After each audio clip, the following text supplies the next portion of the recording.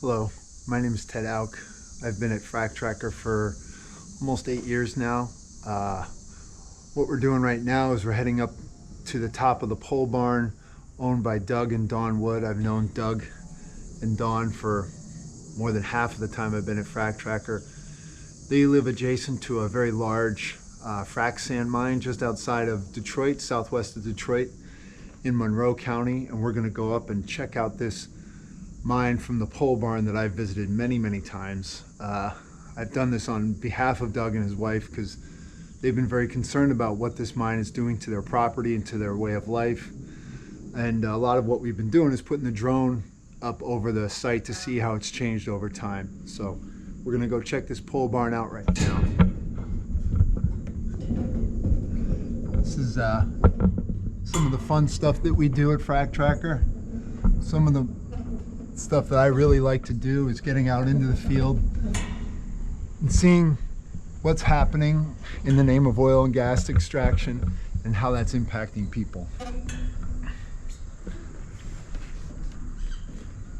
So we're almost to the top of the pole barn, and you can see kind of behind me the mine itself. And we're going to go take a look at it a little bit more closely.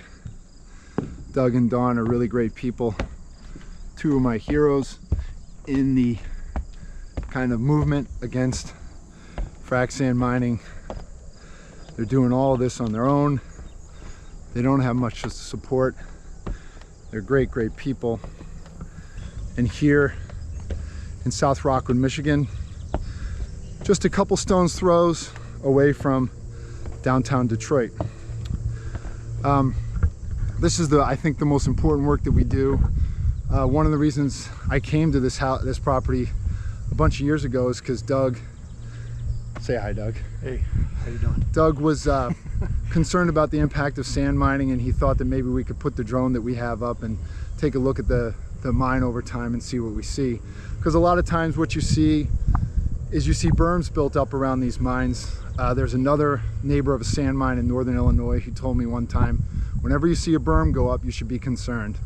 And I think that's kind of been the sentiment wherever we go. So we've used that drone to look up over the berm to see what the industry's doing that they don't want us to see, and try to exploit that and highlight that through the footage and the photos that come by way of that. And one of the huge parts of oil and gas and the unconventional oil and gas space is their need for sand, or what the industry calls proppant, to keep their unconventional wells open and productive. And a lot of that sand comes from places like west central Wisconsin, north central Illinois. Here in Michigan, one of the more concerning developments is the interest by way of the industry and some of their talking shops in the state capitol in making it easier to mine here in the state of Ohio. And one of the bills that's come to Michigan is Senate Bill 431 by a gentleman named Adam Hollier. And I think there's probably no better person to speak about this bill than Doug. So Doug, what have been your experiences with mining and your thoughts on Senate Bill 431? Well, they've got another mine that's already approved north of us that has 70-foot layers of silica. Just like here, when it moves to the north of us, it's got 70-foot layers of silica, and they'll be in two different sections west of the town, and the wind blows that way. Well, anyway, I think it'll be disastrous for our community. They can expand anywhere they want. There'll be no local controls, no ordinances. Under 1 million tons, they run free reign. No controls by the state even. And they'll be able to put a mine anywhere they want, like Metamora, Michigan, where there's a Superfund site right next door. That'll be approved, and there'll be 300 more trucks going through town with one light. And small town like ours that has already a massive amount of truck traffic going through town with this mining, moving the silica to US Silica in Rockwood, Michigan. So I think this is going to be disastrous for the state. I've looked at what's happened in Wisconsin with the mining, that 100 and some quarries went in there, and the consequences of that, cutting woods down, and now it's reclamation, and there's a bunch of bankruptcies and stuff. So I think that Michigan, you can't stop putting a quarry anywhere that the industry wants to put a quarry. So I think it'd be disastrous for our state. That's about it. Yeah.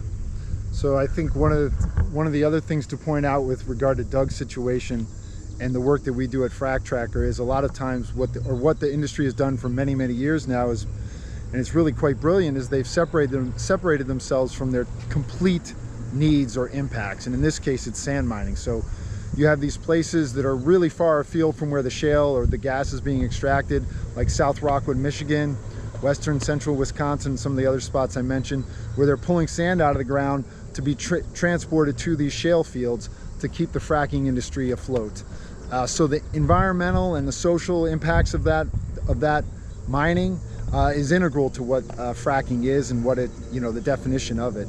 And I think one of the big things that we've been doing at Frac Track, I'm quite proud of this, is trying to reconnect the industry to its complete suite of impacts. And so I think that's some of the more valuable research that we've done. And I think that if you find this work valuable, if you find this imagery valuable, if it's helpful to your work, or if you just find the information that we have on our website helpful, we would love for you to consider donating to our cause, to the work that we do. You can go to our website, www.fractracker.org, and click on the donate tab. We would definitely appreciate it. So thank you for seeing this with us and seeing it through the eyes of Doug, and we'll see you soon. Thanks, Doug. Thank you.